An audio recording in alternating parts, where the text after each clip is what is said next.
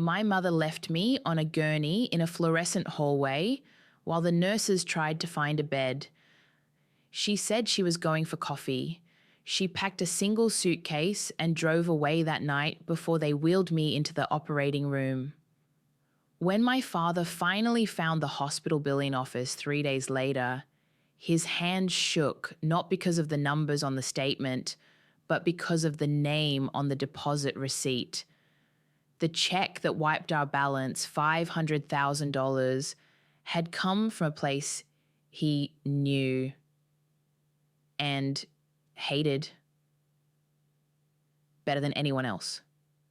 Her name was Vivian. My father's name was Henry. I was Anna, their daughter, 36 at the time, blunt and practical.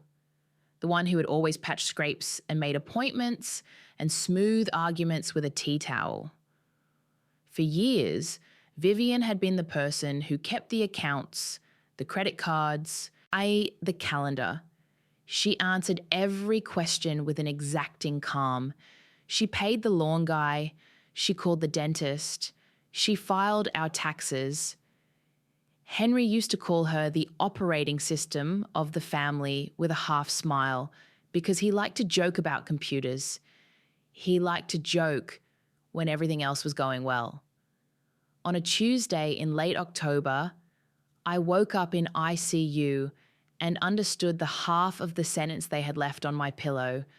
Acute pancreatitis, complications.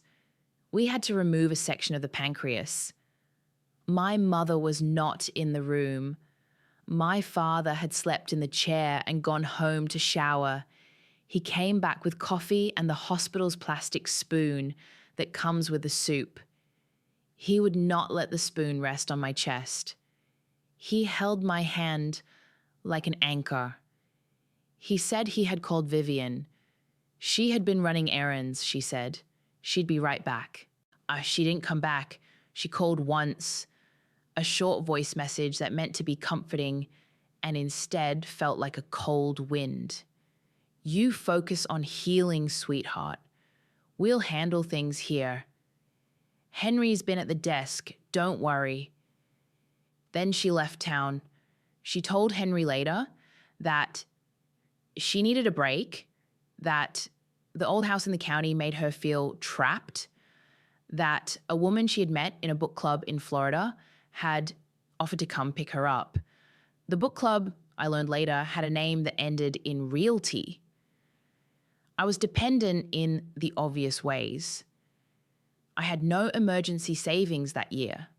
A combination of student loans, a stalled freelance business, and a house payment that complicated everything. I had insurance that paid a lot, but not everything. Complications and a long convalescence meant my share ballooned. After the first week, the hospital's social worker sat down with me and brought a stack of forms and a calendar that showed how long I could stay before collection started. She was pleasant and brisk. We can work on a payment plan. We'll need someone on the insurance or the next of kin to sign, she said. My mother had always signed things. That was part of how she kept control. She had signed the power of attorney forms for bills, the safe deposit paperwork when my grandfather died, the primary beneficiary forms on whichever policy needed a name. She liked the order of it. Henry, a soft man of generous habits and clumsy golf swings, trusted her. He wouldn't have processed a wire if it meant tangling with details. He trusted her to be the person who knew. She was supposed to be the person who knew. Instead, she left. The first betrayal was simple and cruel. She abandoned me when I needed her most. The second betrayal came in layers. The hospital's financial office began to call. They called Henry. He would answer in the kitchen with the phone cradled between his shoulder and ear saying, "Yes, yes, tell them I'm on my way." And then he would sit at the kitchen table, his knuckles white, and tell me what they said. "We've paid the copay," he'd say once. And then a week later, "We have to put a hold on the account. They'll file a lien if we don't settle." When the bill arrived, the number was raw enough to be physical. $512,398.81. The insurance paid a chunk. The rest was ours. I remember the hospital's financial counselor, a woman named Marcia who smelled faintly of peppermint and who did not look up from the screen when she said, "There is a payment posted today." They printed the receipt out and slid it across the desk. My father folded the paper like a man trying to hide shame. He read the payer, aloud and tremulous. Harper and Klein Holdings, wire transfer, account ending in 4720. Harper and Klein, a corporate name. Back when I was small, Harper and Klein had tried to take my father's company, a small manufacturing concern he'd run since the 70s, in a hostile maneuver. They'd settled after a drawn-out fight. For years, Henry would mutter the name with the same texture of disgust you save for a lost lover or a bad haircut. He never liked litigation. He never liked people who made a business out of flattening the people who worked with their hands. He believed in local relationships and steady customers. Harper and Klein were suits and accounts, and to hear their name on a hospital receipt was a small, sharpening pain. "What does that mean?" I asked. I was high on morphine at the time, but coherent enough to put words together. "Who wired it?" Henry's hands were steady enough to sign for the coffee the nurse brought, but when he reached out to take the receipt, they trembled. "It came from an account with their name," he said. "Vivian is the only one who would." "I don't..." He pressed his thumb to his temple like he was trying to nail a thought in place. "I know that name," he said finally. "They settled with us years ago. I didn't think we'd see their name again. It is a minor, peculiar cruelty to be abandoned in a hospital and then to discover your abandonment paid for by an enemy. It is also complicated because none of us were clean in that ledger." Yeah, Vivian had problems I only began to see in the months after. A taste for risk, a capacity for telling herself a story, until the story had the same authority as the truth. She'd gone to seminars where people discussed strategic relocations and asset protection. She had read legal books. She had learned to make documents that looked like other documents. She had perhaps planned for her exit. That payment became the needle on the compass that led me to the rest. Over the next weeks, the betrayals unfurled like a map. The hospital accepted the wire and the collection notices stopped, but the bank freezes began. Our home line of credit, which had been used to fund the remodel of the kitchen 10 years earlier, showed a mysterious transfer out. My access to the joint account waned. Henry's checkbook had a new signature stamp, Vivian H. I'd authorized. He told me she had stopped letting him go to the credit union by himself. She went with him and handled the conversations. "She says it makes things easier," he told me. "She says she has it under control." Control had a face that was not mine. When I was released from the hospital, I came home to a house that felt smaller in the ways that matter. The framed photographs were in different places. The boxes of old tax returns that had always been in a filing cabinet were gone. My father's tools had been moved to the garage in a stack, and a new calendar with an address in Sarasota hung on the kitchen wall. There was a note in my mother's handwriting on the fridge. "Everything will be fine. We are making decisions that will protect the house. Henry is with me. Love." or V. I stood there with my cane and watched the faucet drip into the sink and imagined the money in the bank like a river that had parted. The first escalation came fast. A letter from our mortgage servicer showed up with an addendum, transfer of equity requested. Someone had started the paperwork to transfer the title of the house into an LLC. The paperwork bore my mother's signature and my father's. I saw his name on the line. His signature on the transfer looked like a man who liked to sign checks at the hardware store. It looked like Henry. It also looked changed. I kept looking at it at night, spread on the dining table until the signature blurred. I called the county clerk and asked for a copy of the deed. The clerk on the phone was polite. She read the public record number. There it was. The deed had been recorded 2 days after Vivian left. The grantee was H&K Property Management, a Delaware LLC. The address for the company was a mailbox service in Wilmington.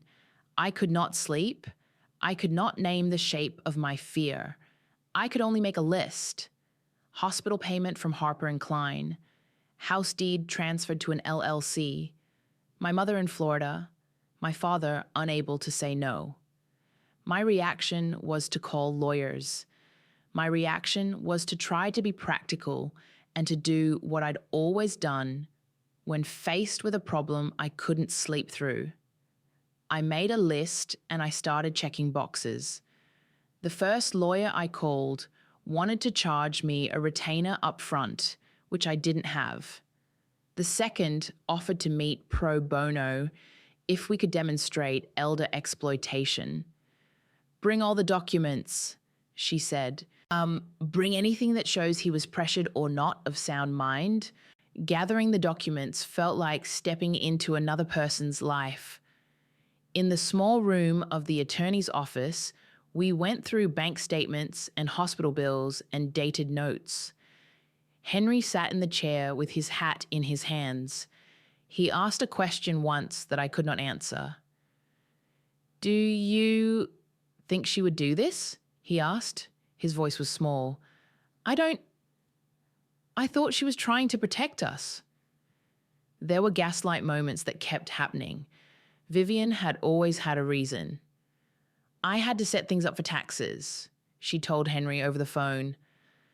I couldn't do that with you there. Your hands shake. I needed to get the documents in order. She called me on a few occasions, voice smooth and bright. Sweetheart, I called the hospital and took care of it. You are such a trooper. Don't worry about money. I have a way of making sure the house is safe. Her safe was a word that meant different things to different people.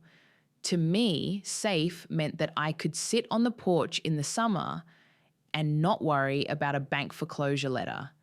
To Vivian, safe meant sheltering an asset from the long reach of a changing economy and, possibly, from the decisions of an old man she no longer trusted to be sensible.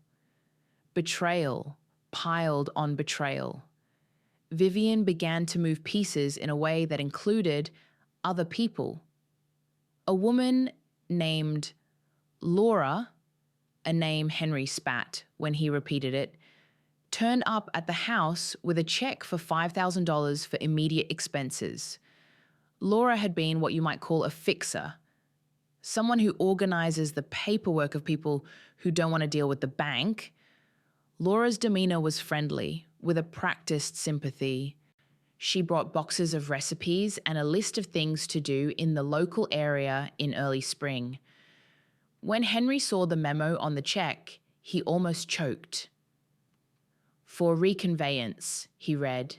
She told me that's to move the taxes around, he told me afterwards. I don't know, Anna. It made sense at the time. Later that week, a certified letter arrived from a law firm in Wilmington notifying us that the house had been placed into management while restructuring to maximize asset protection. The letter was polite, brittle. If Mr. Henry would like to discuss leasing options, we can arrange a meeting.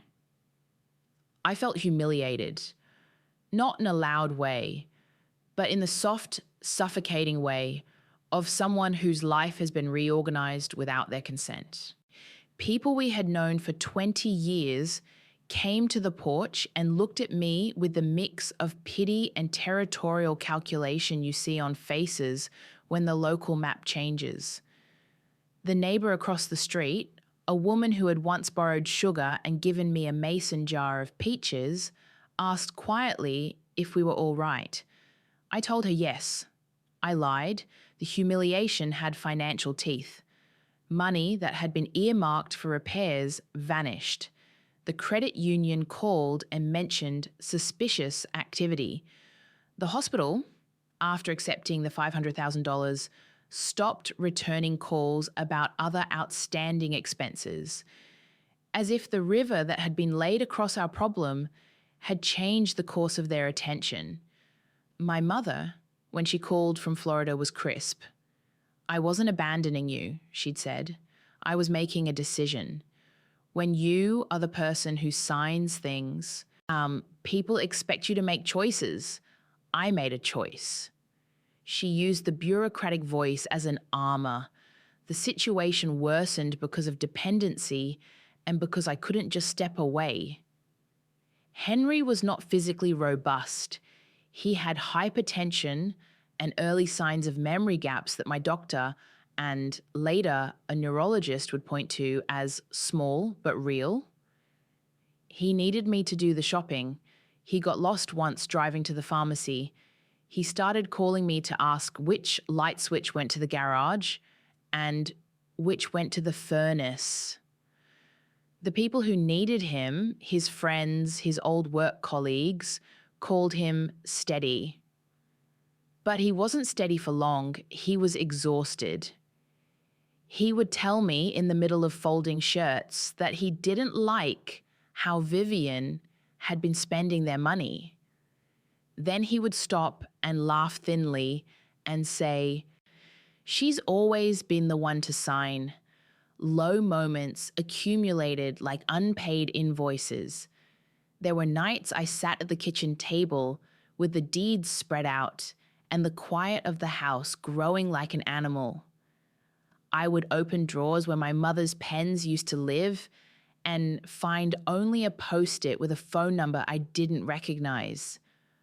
Once, on an impulse, I drove to the mailbox in Wilmington that the deed listed and found only a neat little stack of unread mail. A name that had been sacred in my childhood. The family name now sat beside a business card for a property manager. The low point came in the sort of quiet, heavy way that belongs to domestic tragedies. One morning, I opened the door to find an eviction notice tacked to the porch. It wasn't for us directly. The LLC's management company had listed the house as a rental and said they needed to start occupancy review in 30 days. There was a clause that indicated that residents might need to move to allow for inspection and refinancing. I sat on the stoop and listened to the wasp buzz in the gutters and thought of the first night I had slept in that house as a child, lying beneath a quilt my grandmother had sewn. I thought of Henry buying the house in the 70s and sanding the floors himself. I thought of Vivian putting the house numbers up in perfectly spaced brass digits because the symmetry pleased her. I called Henry, who had gone out to his usual breakfast with a man from the country club. He answered on the second ring, and I could hear the clink of coffee spoons. "They sent a letter today," he said. His voice did not try to steady me. "Oh, Anna, I'm so sorry. I'll be home. We'll look at it together." He didn't come home that afternoon. He stayed at the club and played a round of golf, then went to the hardware store and bought a new rake. When he finally came back, there was a distant look on his face that translated to one thing. He had been told by Vivian or her people that pushing back would cost them more than accepting. He had been sold a story about taxes and asset protection, about the need to reduce exposure. He loved order. He took the bait. That was the low point. I remember sitting at the bedside rail in the hospital months earlier, feeling hollow and small. And now the low point was a piece of paper on our porch that said we might be asked to leave a house we had paid for together for 35 years. I felt trapped. I felt abandoned. The house was not the only thing taken. Our voice had been removed from the conversation that was shaping our lives. If the low point solidified the problem, the turning point arrived in the most suburban of ways. A misaddressed letter and an old file in a glove compartment. I was going through the car to move it to the shop when I found, under the passenger seat, a thin envelope with my name on it. At first, I thought it was a bill or a flyer. It was not. Inside was a single sheet of paper, folded like something someone tucks into a pocket. A scanned image of my father's signature from a closing 10 years earlier, and a second image from this year. That looked like the same person had been guided. There was also a small sticky note. From the safe when I was packing, it read, V. I had no idea why that note would be there in the car. It felt like a breadcrumb. I took it to the lawyer. She looked at the two signatures and, without much fanfare, said, "We need a handwriting analyst. This is potentially forged." This was the turning point. Evidence that suggested not only that my mother had moved money and property, but that she had forged my father's signature on at least some documents. No one made grand confessions. No one shouted in public. We filed a petition. We scheduled a hearing to contest the deed transfer.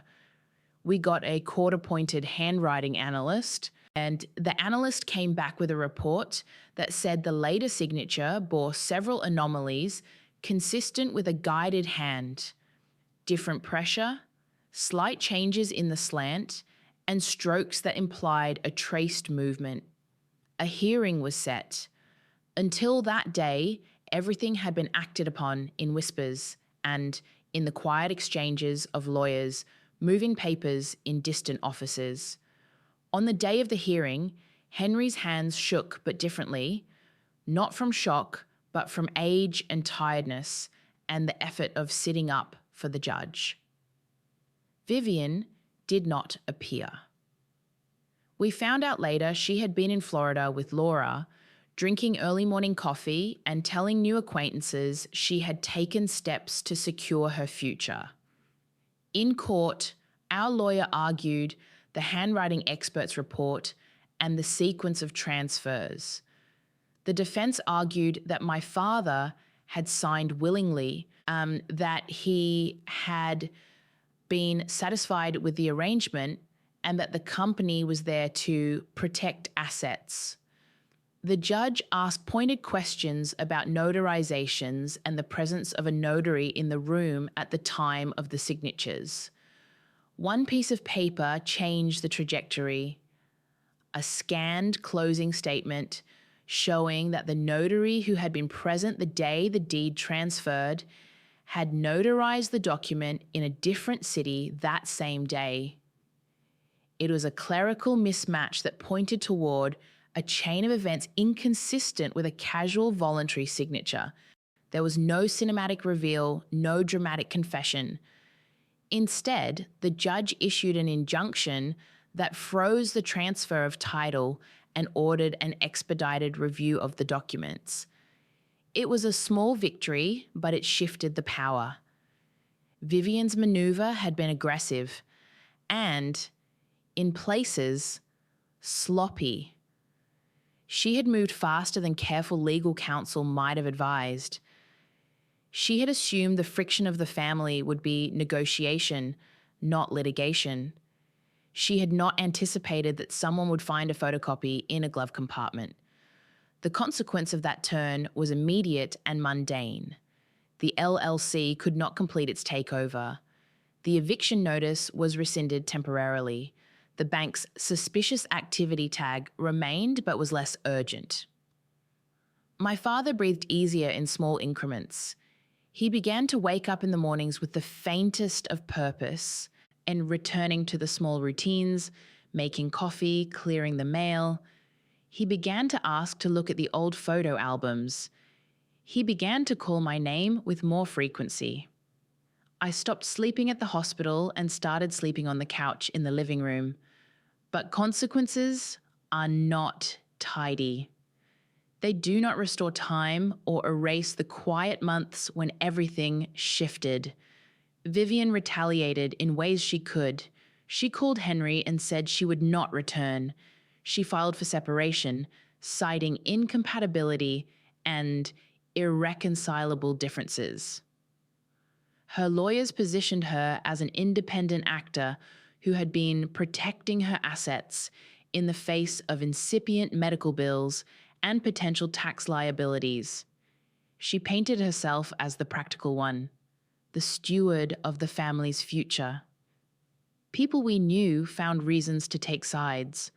The country club friends and the book club ladies, the contractor who had done our roof, they all had their take that created small rips in the old net of our relationships. The judge's temporary order allowed us breathing space to negotiate. We hired an elder law specialist. We discovered that Harper & Klein's wire had been facilitated by a chain of shell entities that seemed designed to obscure the true source. Tracing the funds took time and money. The hospital's payment had been structured as a nuisance payment to clear the ledger, not a gift. It had, in some echoing sense, been an act of bargaining. The hospital's acceptance of the money made it harder for us to claim the same funds in court later as part of an elder exploitation suit. We had to be strategic.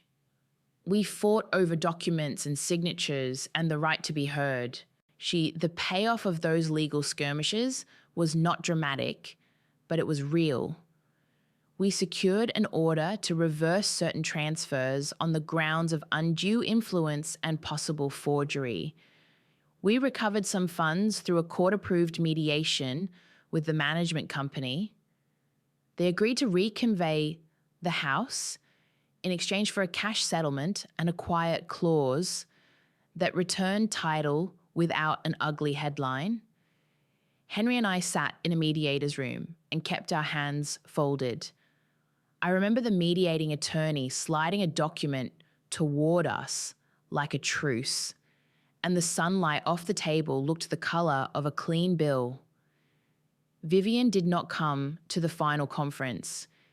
Instead, she sent a letter that was equal parts cold and affectionate, the way people who are good at compartmentalizing affection do. She wrote that she had reservations about the court's understanding of asset protection, and that if she had to choose between peace and principle, she would choose principle.